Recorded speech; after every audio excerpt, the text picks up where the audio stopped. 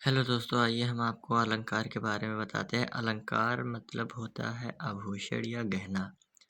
जिस प्रकार स्त्री और पुरुषों की सुंदरता गहना या आभूषण से होती है, उस तरह काव्य की सुंदरता या शोभा अलंकार से होती है। अब अलंकार के प्रकार, तो अलंकार के प्रकार हैं।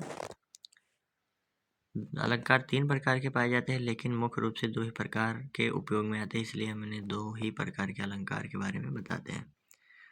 यहाँ नंबर 1 अलंकार है अलंकार और अर्थालंकार। शब्दालंकार 3 प्रकार के पाए जाते हैं। अनुप्रास अलंकार, दूसरा है यमक अलंकार, तीसरा है श्लेष अलंकार। अब शब्दालंकार के बारे में, तीनों अलंकार के बारे में आइए जानते हैं। तो दोस्तों, शब्दालंकार के सबसे पहले अलंकार का नाम है अनुप्रास अलंकार।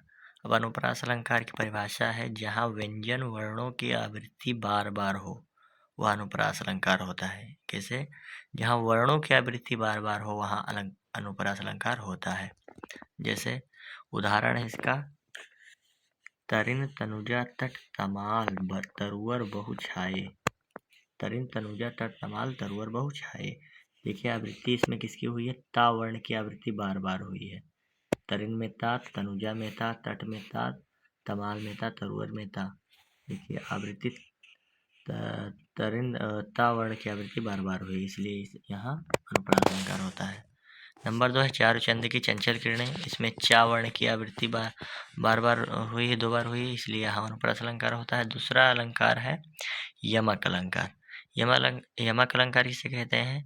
यहाँ एक ही शब्द एक से अधिक बार प्रयोग में आए। जैसे एक शब्द हो और एक से अधिक बार प्रयोग में आए, लेकिन उसका अर्थ अलग अलग हो। शब्द एक ही हो लेकिन अर्थ अलग अलग हो, तो वहाँ यमक अलंकार होता है।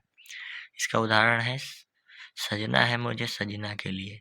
तो सजना शब्द हो गया, इसका अर्थ अलग अलग क्या होगा? एक सजना का अर्थ होता है पति, दूसरे सजना का अर्थ होता है श्रृंगार। दूसरा उदाहरण आइए हम देखते हैं इसका। दूसरा उदाहरण है, कनक कनक ते सौगुनी मादकता अधिकाय, जो खाए बौराए जग खाए बौराए। कनक कनक एक ही शब्द है, लेकिन एक कनक का अर्थ होता है, यहाँ एक कनक का अर्थ है सोना, दूसरे अर्थ का कनक का अर्थ है धतूरा। आइए अब हम सबसे लास्ट वाला अलंकार श्लेष अलंकार के। शब्दालंकार का सबसे अंतिम अलंकार है श्लेष अलंकार। श्लेष का मतलब होता है चिपका हुआ, जिसे जहाँ एक शब्द एक ही बार प्रयोग में आए, लेकिन उसका अर्थ अलग अलग हो। शब्द एक ही हो लेकिन अर्थ अलग अलग हो, कई अर्थ उसके निकलते हो, वहाँ श्लेष अलंकार होता है। जहाँ से सुभिरन को खोजत फिरत कवि व्यभिचारी चोर। सुभिरन को खोजत फिरत कवि व्यभिचारी चोर। सुभिरन यानी अब इसका स्पष्टीकरण देखते हैं। शब्द है सुभरन और इसका अर्थ क्या निकलेगा? सुभरन।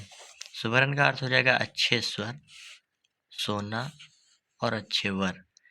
यानी सुभरन को खोजत फिरत, सुभरन अच्छे वर को खोजता है, व्यभिचारी कभी अच्छे स्वर को खोजता है, चोर सोना खोजता है और अच्छे वर को व्यभिचारी खोजता रहता है।